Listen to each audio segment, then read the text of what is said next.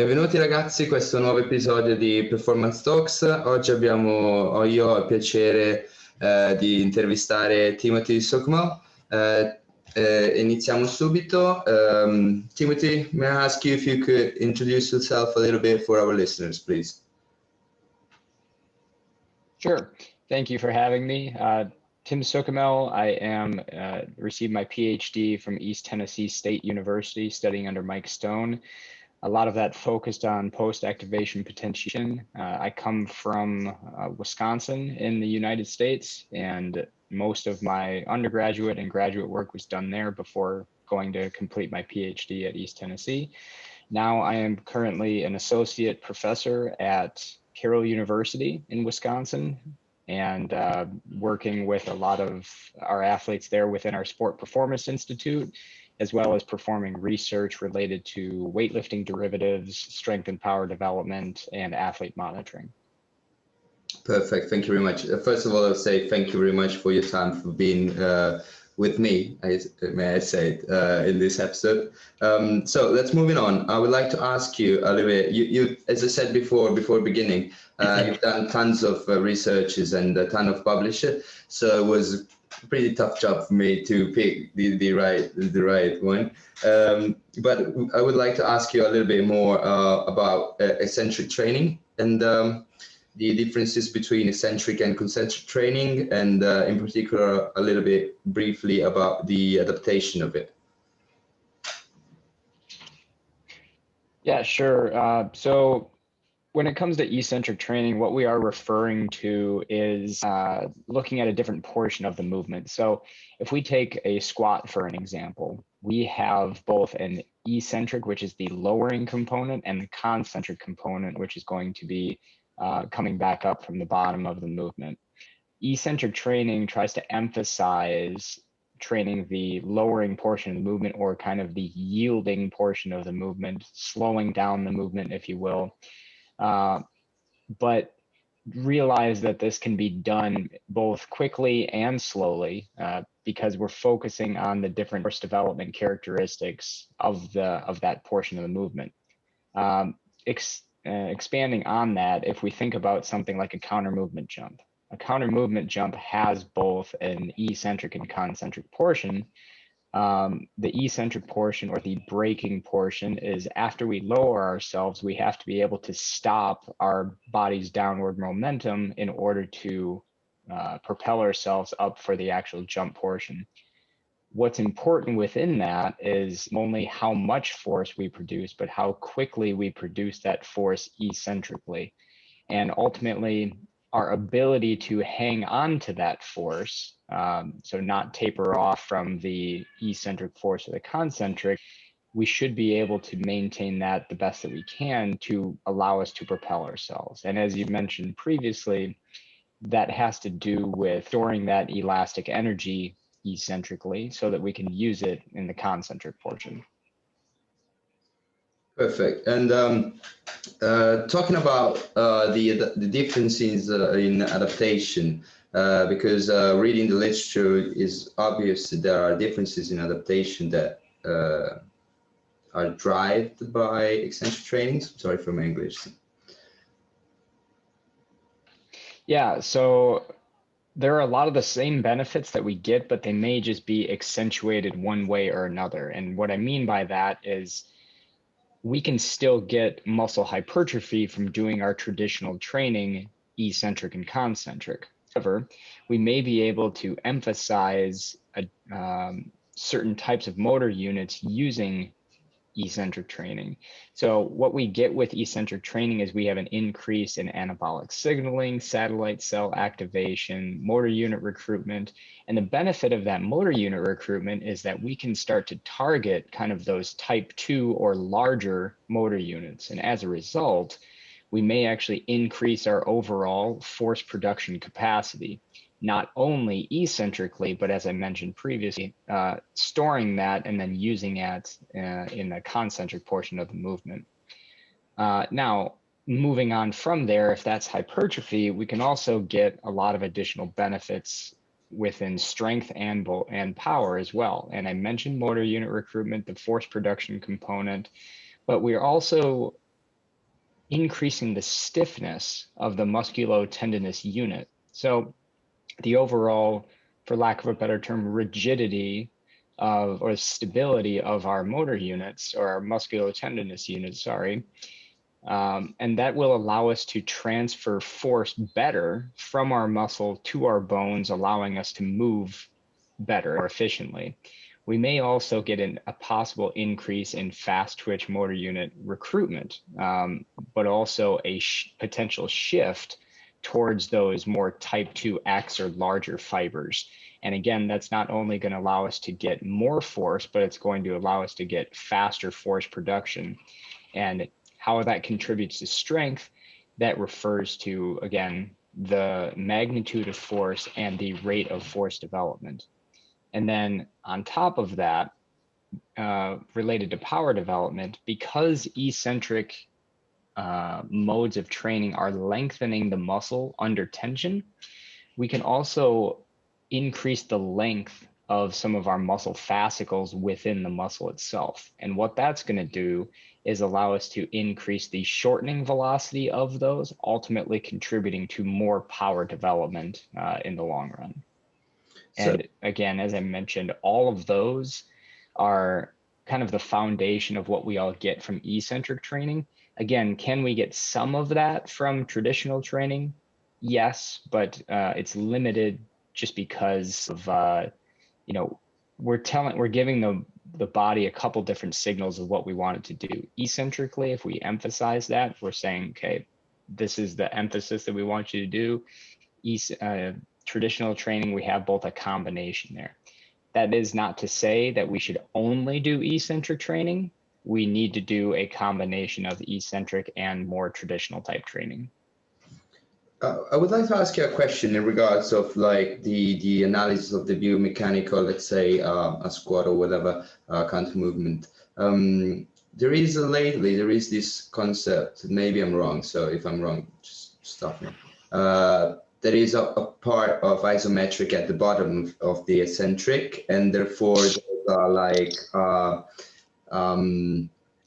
change in the movement. Is that what's your opinion on the isometric in the bottom of a squat, for example? So there's certainly going to be an isometric component. So when it comes to our stretch shortening cycle in general, we have our eccentric component, our amortization or isometric component, and then our concentric component. If an individual is not isometrically strong, that's when you see a very large drop off from eccentric to concentric, because they're not able to withstand the forces that were created eccentrically. An example that you could see with someone like this is if they're doing a drop jump off of a box. If the box is too high, instead of being able to use the elastic energy that they created, they ultimately crumble at the bottom a little bit, have to stop themselves and then jump. You can also see this when someone's performing a counter movement jump, when they lower too quickly, and it kind of looks like they get stuck down there for a second before they're able to jump effectively. So isometric is certainly a part of it. And I think a lot of that has to do, or the eccentric will contribute to some of that, because if we can increase the stiffness of the musculotendinous unit, then we can transfer force to a greater extent.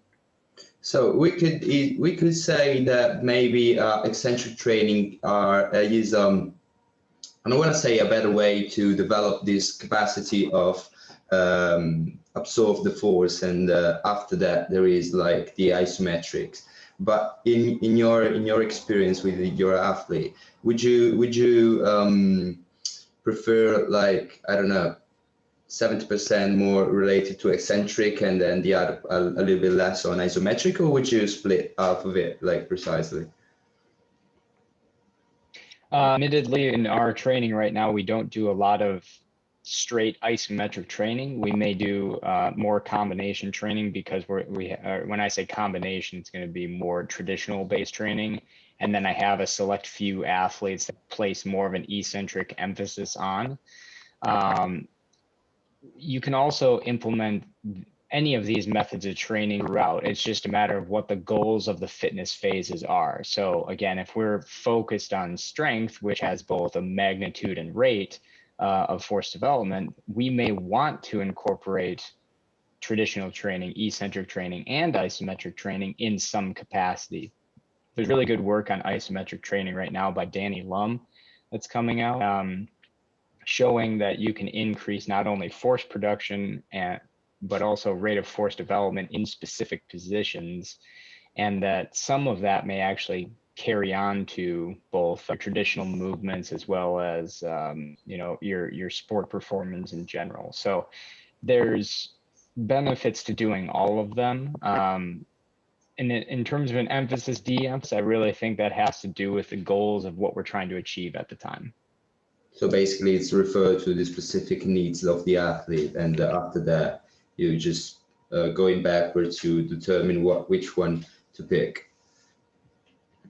Okay, when I have a question about as you briefly mentioned it before about eccentric training is the speed of it, because most of the time eccentric training alone is compared with tempo training.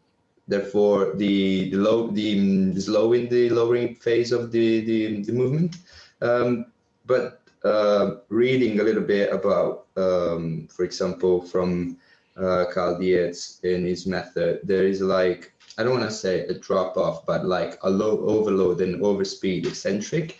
Would you talk a little bit about it, please?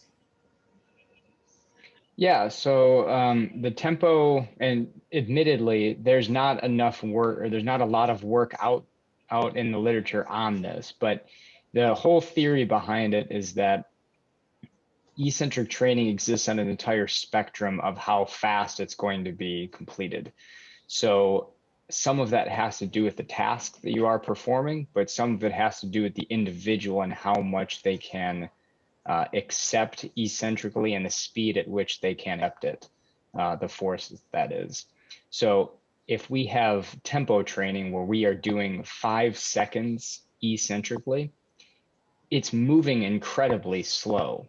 Now, that is beneficial to a point because you are strengthening the positions that the individual is going through, especially if they're working through an entire range of motion. So if we use our squat example, but we're using a sub-maximal weight, then we're going to be able to lower that for a really long period of time, but it's not necessarily going to give us the greatest benefits from one, a strength standpoint, but two, the ability to use it within the stretch shortening cycle. Because when we perform a stretch shortening cycle, we want it to be performed quickly. So tempo training may be the beginning foundation of eccentric training, but remember, with stretch shortening, we need not only a rapid movement, but we also need a lot of force to be created. And when we're using submaximal loads, that may not allow us to do that.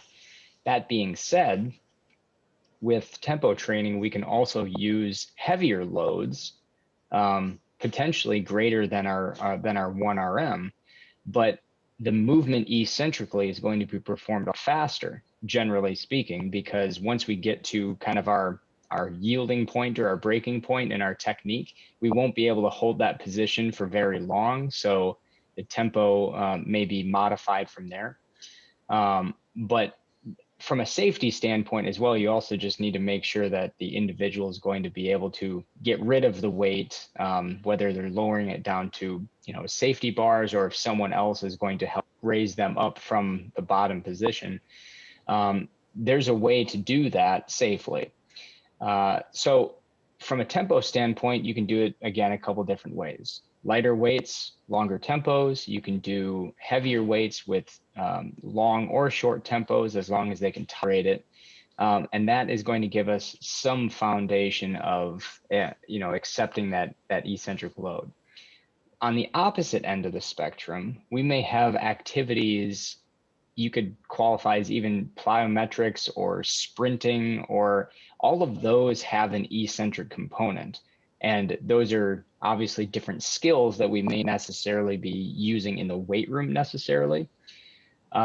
So when it comes to faster eccentrics, a lot of it's going to be based on technique, because if we are using things like weight releasers or even a flywheel or something like that, how we lower ourselves down or accept what we've created with the flywheel example is going to modify the stimulus that we get. So with the weight releasers, we can lower ourselves really slow. It won't be comfortable, but we can do it.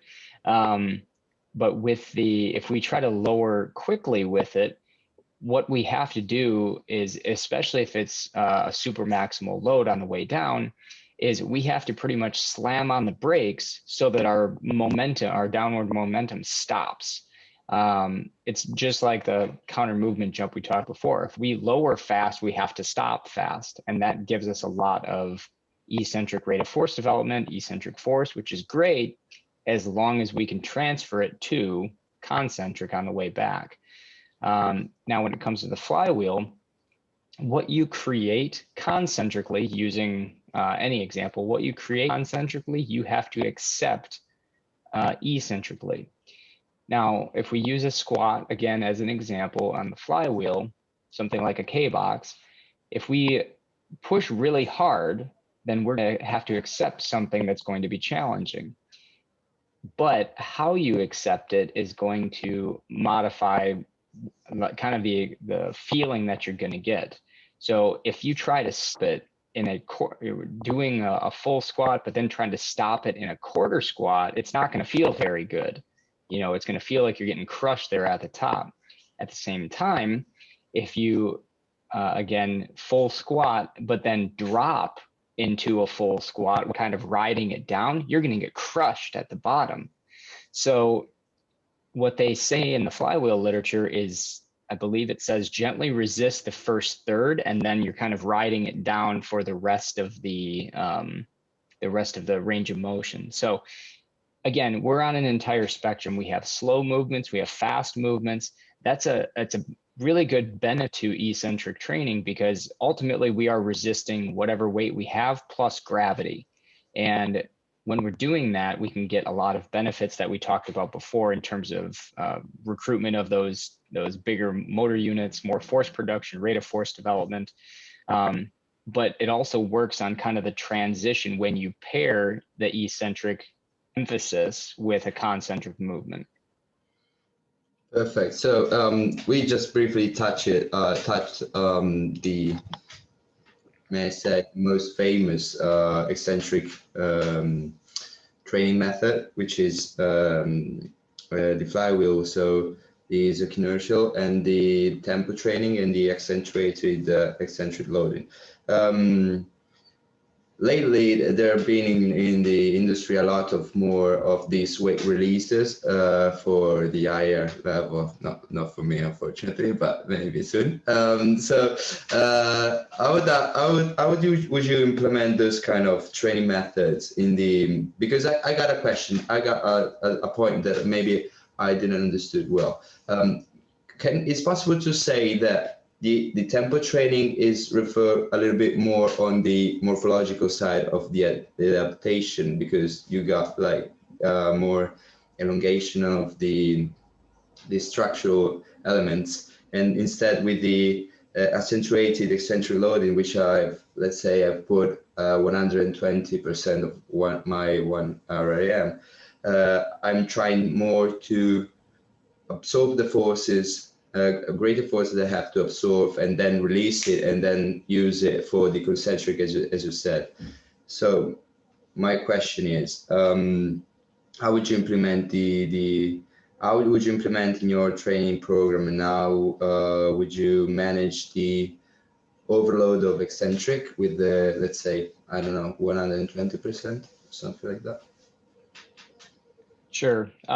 So one thing that you had mentioned is, obviously with the tempo stuff, you have to deal with the under tension. So when you have a longer tempo, you're under greater strain for a longer period of time. And obviously the range of motion is going to make a difference, because if you're doing a tempo that you're only going to a quarter squat, it's probably not going to, be as strenuous as if you're doing a full range of motion squat or bench press or whatever.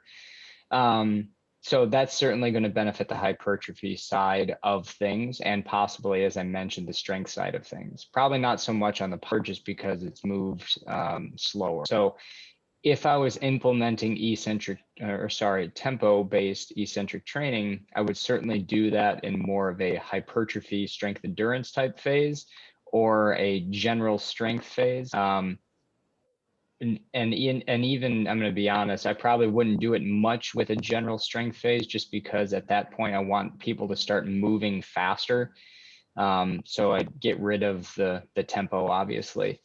But I mentioned previously, having to do with the load on the bar. If you're using a super maximal load and lowering it with a tempo, you're obviously going to get some strength adaptations. One would hope anyway. But with the accentuated eccentric loading, all of that can be implemented across the entire spectrum. It can be in hypertrophy, it can be in strength, and it can be in power, depending on how you use the weight releasers. So let's start with hypertrophy and strength endurance. So the main issue that you run into with weight releasers is that they fall off after repetition. Now, there is some literature out there to suggest that you may be able to perform with weight releasers cluster-based training. So, and what that will allow individuals to do is work at a higher intensity over several repetitions throughout an entire set. So if we're performing, let's just say a set of 8 for our higher volume training, may be able to do sets of 4 where the weight releasers fall off after the first one, but maybe reap the benefits of subsequent repetitions. And there's some work by John Well that has shown that from an eccentric rate of force development standpoint, it may hang on for 3 repetitions or so afterwards. So it's finding a level there. The obvious downfall is that you have to re-rack the weights. You have to re-rack the weights every single time the weight releasers fall off. So, and if you are the only one there, it ends up being a lot more work than having partners there that are going to help load those back on. Now, from a strength standpoint, again, you can use weight releasers, and again, I just want to emphasize, strength when it comes to force production has both a ceiling, a magnitude, but also a rate. So we're trying to be fast as well. That being said, if you're doing sets of 3, for example, you could do from a force like a magnitude standpoint, you could do 1 repetition, re-rack it, put the weights back on, 1 repetition, rack. I will tell you that gets really tiring and very challenging, especially if you're using super maximal loads like the 120% that you were talking about. And lowering 120% is kind of scary. You're just like, please let these weights fall. Please let the weight releasers fall off. But from a rate of force development standpoint, I mentioned eccentrically, if you're doing a set of 3, they only need to fall off 1 time, and then you do a subsequent 2 repetitions. So personally, I've done this in my own training where I've had 115% on the bar with the weight releasers, but 85% of the actual weight, so a 30% difference there. And the weight releasers would fall off, and then I would perform another 2 repetitions after that of regular squats. And I've done this bench press as well, back squats, front squats. So the front squats is that maintaining your posture is going to be more challenging and staying upright. But also from a I will note that because we are also focused on the rate of force development component, not all actuated eccentric loading has to be super maximal. You may be able to use, say, 100% of your max, and then you're moving maybe 70% of your 1RM. You're still getting the eccentric rate of force development component because you're using a lighter weight, and you could even be below 100%. I'll also mention that accentuated eccentric loading doesn't always have to be with strength-based movements. You can also do it with something like dumbbell jumps. And so in this case, you're holding on to dumbbells, lowering down, dropping the dumbbells, and then jumping. So you are creating, again, a higher eccentric load to help that concentric piece of it. And that's kind of where the power development component comes as well. Regardless of the training phase, really of when you need a specific adaptation and how you're going to implement the eccentric training for it. Admittedly, and I've said this to a number of people, we know eccentric training works, but we don't do a very good job implementing eccentric methods to get the adaptations, and we don't know the best ways to do it. So there's some literature that's been coming out. Chris Tabor and Justin Merrigan have done some work on the bench press with AEL, figuring out what load is going to be optimal for force production. It obviously makes sense that it's going to be based on how strong somebody is, and the methods that you use for eccentric training may be based on an individual's strength levels as well. Weaker individuals may need to focus on that tempo-based training first before they get to something like AEL. Precisely. So may we say that is the best approach would be having a wide variety of selection after realizing that the status of the athletes, because if it's a beginner, as you said, it's not really necessary to perform any kind of accentuated eccentric loading in terms of like super maximal loading, but it's fine to just use the tempo of it. But when you have like more experienced athlete, maybe those kind of tempo, it suits better in like those framework where you want to achieve a little bit more of hypertrophy or whatever, and after that you actually use those releases. So talking back to a practitioner like me, I don't have them. How can I implement it, like practically, like the accentuated eccentric loading? Like I mentioned, the best method would probably be to start using submaximal AEL. So you can use those dumbbell jumps. Some people have actually gone and used to a point. You can use bands in a certain way. It's really difficult to do just because the tension of the bands isn't always going to be consistent on that. But yeah, more ballistic type methods I would probably stick to in terms of the jumps. That would probably be my best recommendation. Okay, perfect. So going a little bit in depth with the jumps part, with the ballistic training and the jump training, it's kind of difficult to understand how much load to actually use in let's say in a counter move jump or in a weighted box jump. Online you can see a lot of different things, good and bad, and it's difficult for let's say for me to determine which load is suits better. I usually use a light load just because I don't want the form to break it down that much. But I don't have any EMG, I don't have any like velocity or stuff like that. So I don't actually know how to measure the improvement that that eccentric loading give to the athlete performance. So would you recommend, something about the weight selection on those kind of ballistic and jump exercises? Yeah, so we did a study fairly recently, probably within the past couple of years, looking at both men and women in terms of load placement. And that was the purpose of the study, but we ended up looking at a lot of other things with it. So we looked at the jump squat with the bar on the upper back. We looked at the hex bar jump, the hexagonal bar where you're standing within the load. And then we looked at the jump shrug, which is a weightlifting derivative. So, and then with that, you're using a hip hinge movement. So the difference with those exercises is obviously load placement, but the way that they produce maximal power is going to be unique.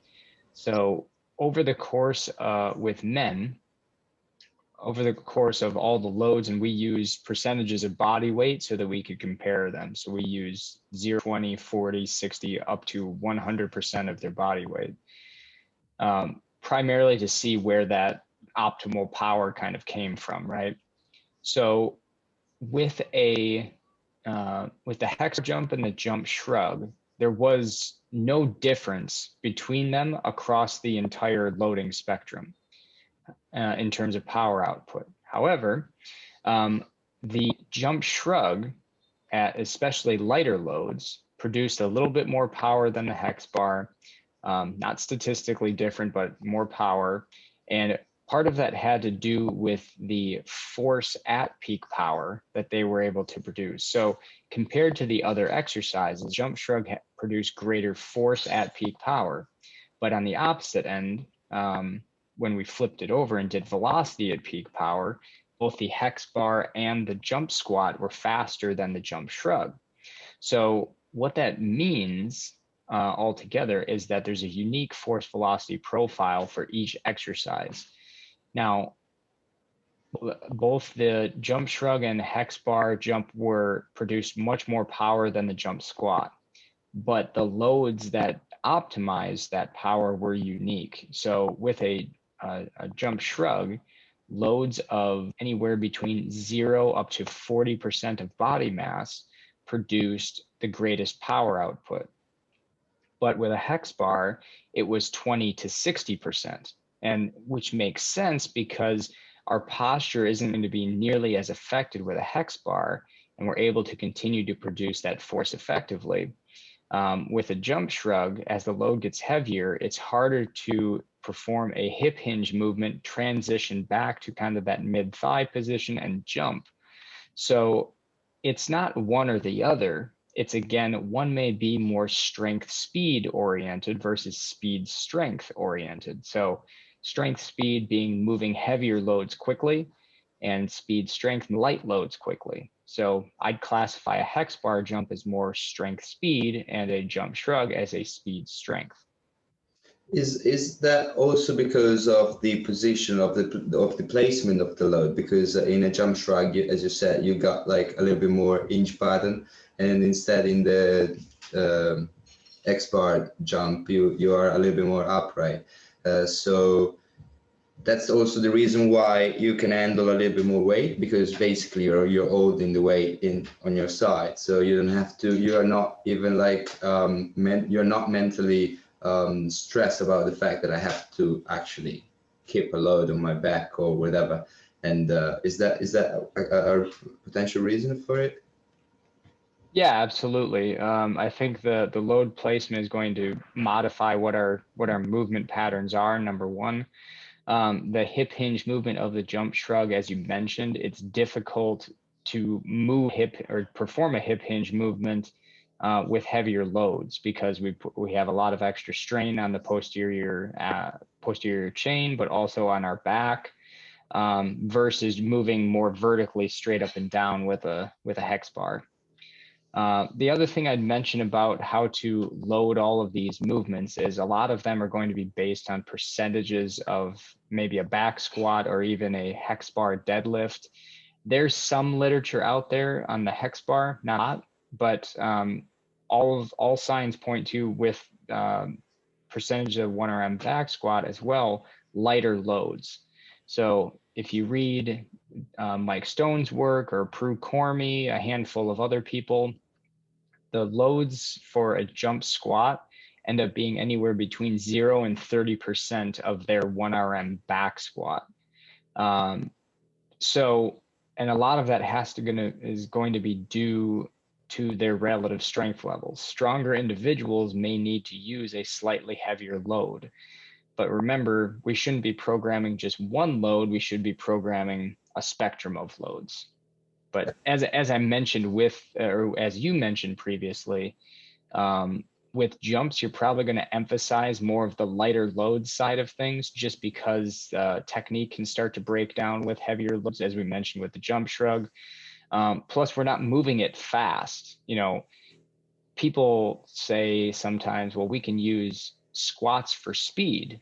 Well, squats aren't a speed exercise. A jump is a speed exercise. So it's using properly with the exercises, again, to get the adaptation that we want. So yeah, I completely agree with you, because there's this tendency of, like, say that basically all the exercises, you know, I personally believe that exercises suits better for each specific outcome that we're looking for. And also because otherwise, if you say that everything could, you know, increase speed, yes, it's true, but what is better? What suits a little bit more precisely for that reason? Yes, also because, as you said, on the jump training and the ballistic movements, most of the time, I imagine, for my little experience, I don't have athletes that have previous experiences on, you know, Olympic lifting or derivatives of it. So therefore, I use maybe like easier motor pattern movement, and I try to load that part. Let's say I come to movement with dumbbells or whatever to reach those adaptation. But in your opinion, I know that probably the answer will be in regards of the experience and how much time the coach have to teach the Olympic lifts. But would you stick to a little bit more, as I said, squat, jump, like weighted with a dumbbell or whatever, or would you try to develop those skills? I think both is the answer. I think when you have a novice individual, you're probably going to start with those jumping based movements, which is absolutely fine. It's kind of interesting because as an individual develops, you know, our primary goals, at least first, are developing, you know, force production capacity and allowing the individual to get stronger. Well, that's great, but eventually we're going to come back to that velocity side of things. So starting with jumping based movements kind of gives the individual some foundation. However, we know how effective weightlifting movements are. And so you start to sprinkle in some of the more basic movements with them. So when we teach individuals weightlifting movements, is we're going to start with a mid-thigh pull and a counter movement because they're incredibly basic to teach and easy to learn. And then we start to incorporate that hip hinge movement as we're teaching individuals to do, you know, Romanian deadlifts or stiff leg deadlifts. And then as they learn how to do a deadlift off the floor, we can teach them proper mechanics for a pull from the floor. So with us and how we teach our individuals, we focus on pulling variations. They're going to be easier to learn. And then again, you start to sprinkle in some of those catching drills, and meanwhile, you still have some other jumping exercises that you may be incorporating at the same time. So it also is going to be, again, I've said this before, but based on what goals you have at the time, because if the goal is to get someone more powerful, you need them to move quickly and you need them to produce a lot of force quickly. The fact of the matter is, you're going to use lighter loads with jumping exercises. You're going to be using heavier loads with weightlifting exercises. And relatively speaking, both of those can produce a lot of power output. It's just a matter of how that power output is produced. So with a mid-thigh pull and a counter movement shrug, we could potentially use loads up to 140% of their, their power clean max. So even if they haven't used power cleans before, we can use greater percentages of body weight if we're prescribing off of that method. So you still have a force velocity spectrum, and you're working on both ends of that curve.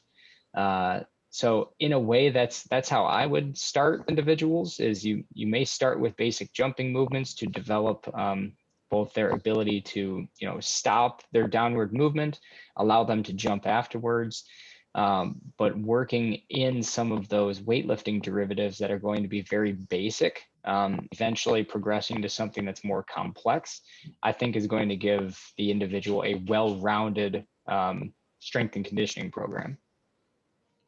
Perfect, sir. I think we cover all the questions that I had in my mind. One last question is, online you see a lot of so-called power movement, but they actually move ridiculous loads. So there is not, as you said, it's weird because sometimes you see those trainers that use the word power exercises, but they are swinging, I don't know, 10 pounds of kettlebell or whatever. So could you give us, for the last part, give us the importance of the load and the velocity that corresponds to it? Because otherwise, maybe this is a part that I would like to touch it a little bit more, please. Yeah, so the velocity of the movement is going to drive the power output that's going to be produced. Something to note, though, is that if we sacrifice technique to achieve a higher velocity, there's not going to be as good of a transfer. And in fact, the individual might put themselves in kind of a compromised position so that they're not going to be the best benefit that they may get, but they may also lead themselves kind of towards an injury down the road. So that's one caveat that we obviously have to think about. This has to do a lot with velocity-based training and kind of what people focus on. A strength-based movement, where you've been talking about a squat and a bench press throughout this conversation, you can move moderate loads very quickly and produce high velocities that will, again, drive power output. But you always have to ask yourself the question, am I using a squat to produce power and velocity, or am I focused on a different exercise that's meant to produce a high velocity?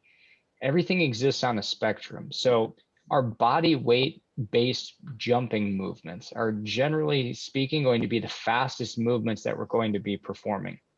Sprinting, jumping, and then if you add a little bit of a load, now you're talking about your loaded jumps or your kettlebells, or and then eventually when you add more load, now you're using submaximal weightlifting derivatives. And then you use all the way up to the force end of the spectrum, you have really heavy weightlifting derivatives. All of these are power based movements, but again, the load that you use is going to be specific to the goal that you have. When you're in a strength phase, a general strength phase, you're trying to increase the amount of force that you can or produce rather. You're less concerned, you may be less concerned about the rate of force development here. So if we're trying to increase force, well, you need to lift heavier.